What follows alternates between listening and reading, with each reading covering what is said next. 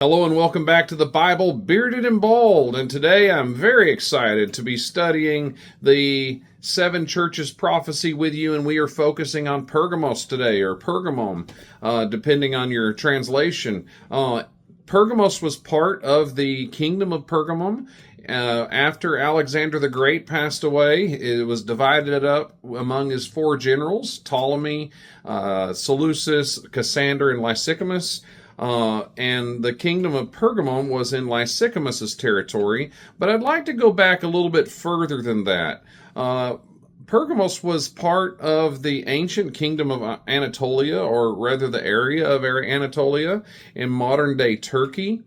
And before that, I'd like to go back to the era of the Babylonian Empire, when the Chaldeans, that ancient religious sect that ran the religious affairs of Babylon. I'd like to talk about that for a moment. So in 539 BC, when Cyrus the Persian and Darius the Mede came into Babylon and conquered it, they did it by diverting the Euphrates River to where the river was lowered, the river level was lowered to where they could march in through the city. And that story is recounted in Daniel chapter 5. It's a very exciting story. It happened on the night of a great festival and celebration when everyone was getting drunk.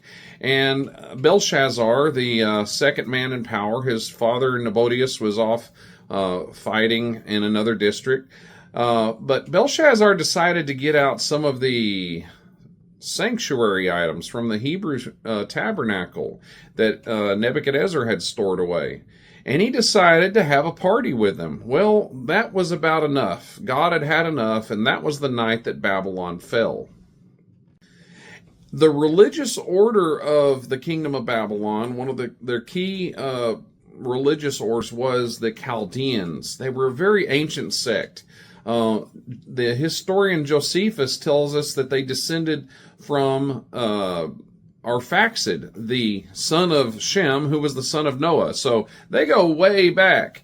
They were the holders of the ancient mysteries. They had great knowledge of all of the sciences, including astronomy, and they were into astrology also. They had knowledge of mathematics and all the different religious rites. These were the scientists of the day. These were the wizards and the religious men of the day. They understood all the dark arts, you could say, and they were also exposed to the religion of the Hebrews, so they had a lot of knowledge.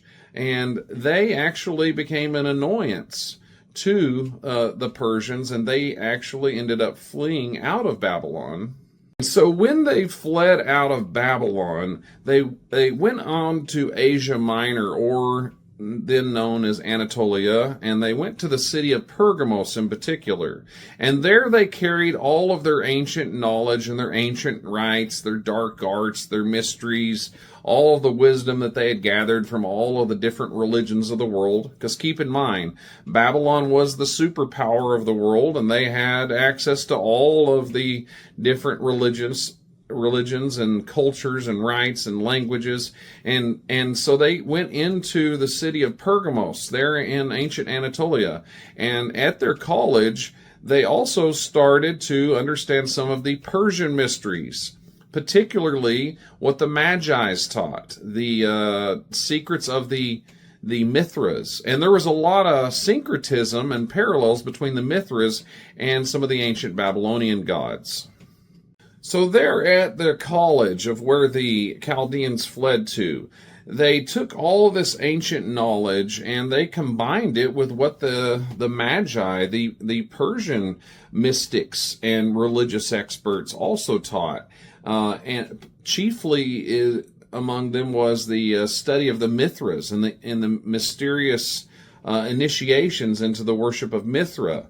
And so they're here in Pergamos, and I want you to see the picture here, because this city of Pergamos was legendary. It was purportedly the home of Hercules and his son Telephus, who refused to fight in the Trojan War and was famous for that. There was a lot of ancient Greek poets and playwriters that made plays and poems about this young man who refused to fight in the Trojan War. And so this college was established upon the grounds remains of a very ancient city with a tremendous tradition.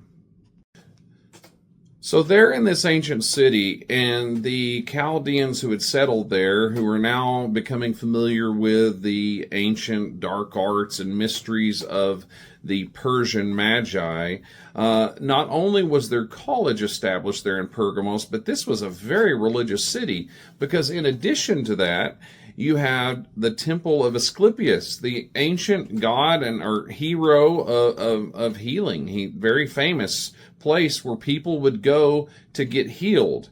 And it was a very unique place, because when people would come in there with their different ailments that they were suffering from, the doctor would give them a sedative, usually a hallucinogenic type tea, and they would go to sleep, and they would let these snakes loose, these non-poisonous snakes that were believed to have the power of Asclepius, and they would slither all over them while they were in this meditative state, and they would have a dream which would reveal to them what their problem was, and then they would consult with the priest or the doctor that was on duty there in the temple of Asclepius.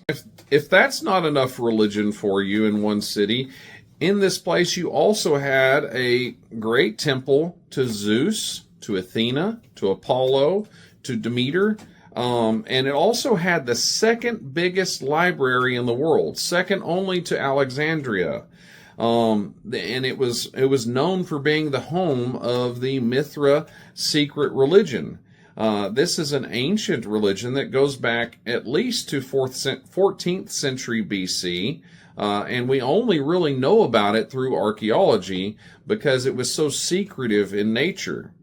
Now, what is interesting is that the Greek Empire was slowly chipped away at. All the different successors of Alexander were slowly taken by the newly budding Roman Republic. But there was one kingdom that went peacefully, and that was the kingdom of Pergamos.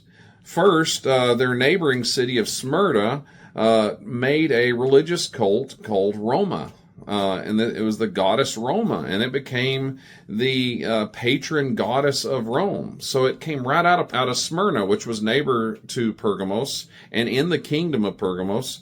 But in the city of Pergamos, they also established emperor worship. They built a shrine dedicated to Roman emperors. So in addition to being the kingdom that had the shrine to emperor worship, and they were the forerunners in promoting emperor worship, and also with as if that wasn't enough, this was also the supreme court of the area of that part of the Roman Empire. And the head of the Supreme Court was called the Pontifex Maximus. And if you break down that word, it means the great bridge, meaning he's the great bridge between the seen and the unseen world, the great bridge between the gods and humanity, like the priest of all priests. It's much like what the city of Babel, remember the Tower of Babel? The word Babel, the Hebrews called it confusion because that's where languages were confused. But if you break down the word Babel, and this is where these Chaldeans came from, Bab means gate and El means God. So Babel was the gate of the gods. In the same way, the Pontifex Maximus was the bridge between God and man. Babylon, that was known to be the meeting place between the gods and humanity. So this was a very important city that the Chaldeans came from. They were making some major claims with this title Pontifex Maximus that was later transferred to Julius Caesar. And it was passed on to many Roman emperors after him. And then later on, after Rome became Christian, the bishops of Rome began to adopt that title. So this is a central point that I do not want you to miss because it's crucial to understanding Pergamos. Their historical background, their historical tradition, and what they did is highly indicative of the time period that is covered by the Church of Pergamos. What did Pergamum do? The kingdom of Pergamum. They donated and created the goddess of Rome, the patron goddess of Rome, Roma, that came out of Smyrna, the neighboring city. And then in Pergamos, they established emperor worship, and then it was King Attalus III who donated in his will the entire kingdom of Pergamos to the Roman Republic. Every other part of the Greek world was conquered by Rome. The Seleucids were conquered by Rome.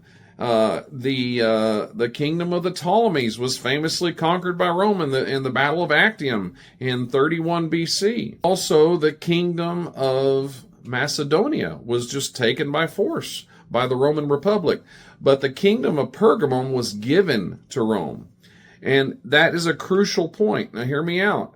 Pergamum gave to Rome the goddess of Rome, the patron goddess Roma, and then also the gift of emperor worship. They did that, and they got a great standing in the city of Rome, in the Roman Empire. They had a great privilege because of what they gave. And the monetary gain, the material gain that Pergamum got out of this is highly indicative of what we're going to see in the seven churches. So you've got religion being donated to a political power for gain. Keep that in mind.